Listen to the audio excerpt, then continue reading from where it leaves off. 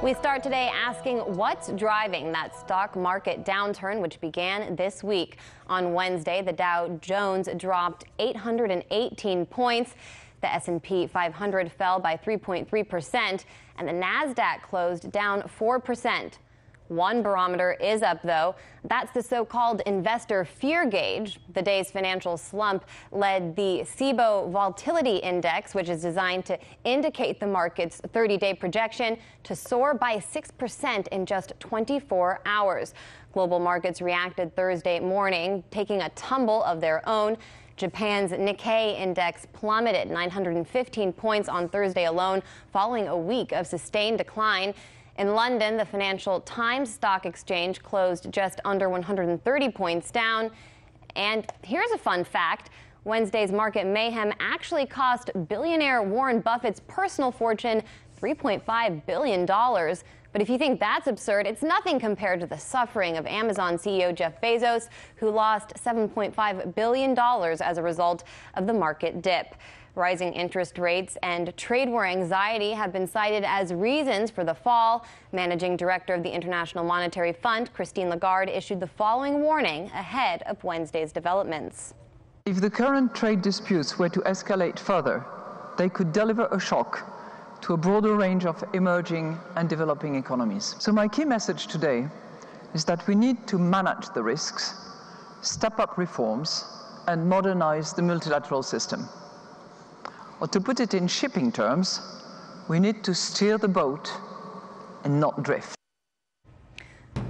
With the markets in question, we turn to host of Boom Bust here on RT, Bart Chilton, as well as Peter Schiff, CEO of Euro Pacific Capital. Bart, I want to start with you. You host the financial show here on RT, but In Question is a news show. Our viewers might not follow the stock market as closely. Can you start by briefly explaining what these three American indexes, the Dow, S&P, and Nasdaq, represent, as well as why you think that VIX indicator, the fear gauge, has gone up in the past 24 hours? Sure, Anya, great to be with you. So two things. The Dow Jones Industrial Average is our stocks that are traded on the New York Stock Exchange. It's the largest public companies there. It's 30 of them. And then you've got the NASDAQ Composite, which is 100 companies that they look at on the technology-based NASDAQ. And then the S&P 500, that really tracks both of them together. It is a composite of U.S. companies, and so both traded on both NASDAQ and the NYSE. And so that is a really good gauge. And all of those were down big time yesterday. But as were stocks today, and also some late yesterday, but today, everywhere from Japan, China, Hong Kong, even in Europe, the stock 500, that's a European gauge, also down to the lowest level since February. So this was a pretty big rout, Anya. And Peter, last time we talked, you said Trump's trade policies could lead the United States into a crash. Do you see any indicators that this current slump could develop into something more severe? Well, it's not Trump's trade policies that are going to cause the crash. The crash was happening anyway. In fact, Donald Trump gave a speech today, and he said that when he was elected president, or before he was elected, the economy was on the verge of a collapse, and he was right. But now it's on the verge of an even bigger collapse because all Donald Trump did was blow more air into Obama's bubble, or more accurately, the Federal Reserve's bubble. And what's been happening recently is the Fed's been raising rates. They pricked that bubble, and now the air is starting to come out. But since this bubble is much bigger than the one the Fed created that popped in 2008, this is going to be far more disruptive. And no, it's not just stocks that are in a bubble. The entire economy is a bubble, so the recession that's going to follow the bursting of this bubble is actually going to be deeper and more severe than the one that followed the financial crisis in 2008 that we now call the Great Recession. This recession will be greater. Bart, in an interview with Fox this week, Trump accused the Federal Reserve of, quote, going wild and loco. Peter alluded to that just now. He also says the Federal Reserve is what's responsible for this downturn. Is the president correct? Using appropriate statesman-like language is usually not what we look to the President of the United States for. Yeah, he said it was crazy. Larry Kudlow came out today earlier. He's the chief economic advisor for the president and tried to say, no, the Fed's not crazy. You know, we're looking at these things. People always have to be like the guy after the elephants in the parade cleaning up this president on what he says. But let me just disagree a little bit. And we love Peter. We love him on Boom Bust. The numbers do matter, and you can debate some of them, but the economy really started making a lot of positive signs at the end of the Obama administration. They've increased. We can debate, what the value is.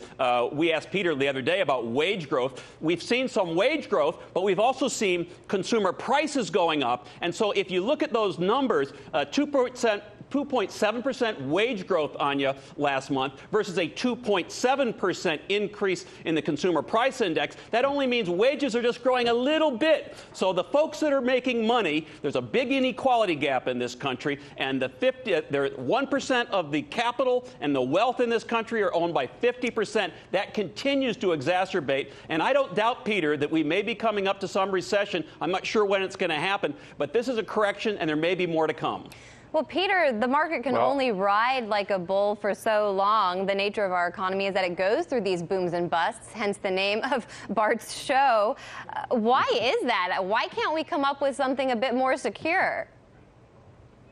Well, we would if we had a free market, but we don't. We have a central bank that constantly blows bubbles, and this is the biggest bubble they've ever inflated. And, all bear markets look like corrections in the beginning, but then, of course, if they go down enough, they become bear markets. So I think this one is potentially going to be the mother of all bear markets. Maybe it depends on when the Federal Reserve comes in and tries to save the market. I don't know that it's going to work. But, it's not that the Federal Reserve has gone crazy. That's what Donald Trump says. They've been crazy the entire time. In fact, raising rates is the most sane thing they've done. The problem is they haven't raised them enough. What was really crazy was lowering rates to zero. What was crazier was leaving them at zero for as long as they did. What was really crazy was doing 3 rounds of quantitative easing and Operation Twist. So they've been crazy the whole time. And the economic numbers that you're talking about that we've had under Trump, they were all paid for with additional debt. We have run the deficit through the roof as if it was, it was already bad enough,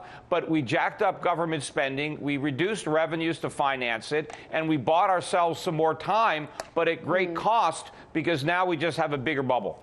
Very briefly, Bart, I'll let you respond as quickly as you can. Is it a free market that would prevent booms and busts?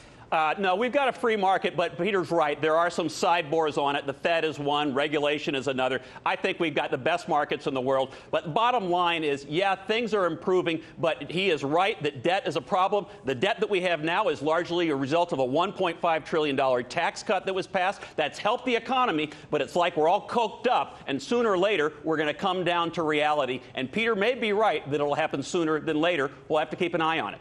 We'll keep an eye on it, and we'll bring you both back on to discuss. Peter Schiff and Bart Chilton, thanks so much. Hey YouTube, thanks for checking out our channel. We hope you enjoyed the video. We have tons of content for you just like this. For more of RT America's one-of-a-kind news and analysis, be sure to subscribe and never stop questioning more.